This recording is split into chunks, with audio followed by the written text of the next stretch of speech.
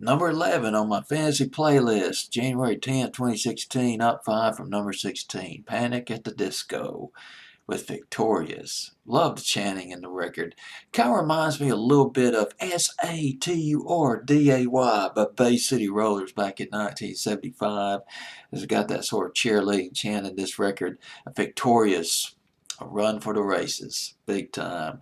Panic at the Disco, Victorious, Brendan Urie, Urie, frontman, written by Urie, frontman of Panic at the Disco.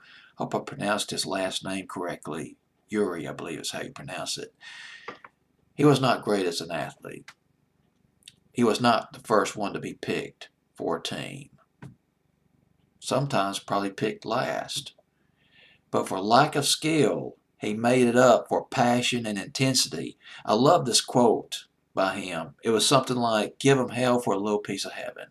That's where this song came from. Victorious, overcoming the deficits with your strengths. Hey, yeah, that's cool. Your deficits, which is lack of skill, and then your strength, when you play with passion, with intensity, the opponent looks at you and say, "Oh my God, man, this guy's on fire. He's on adrenaline, steroids. This guy's hell." Sort of like that. He said, Yuri said something interesting that he sort of channeled. This record is sort of like a cross between Sinatra and Beyonce. Beyonce beats. But I tell you, the song, God, this was an awesome record by Panic at the Disco. Came out recently, about a year or two ago. Death of a Bachelor.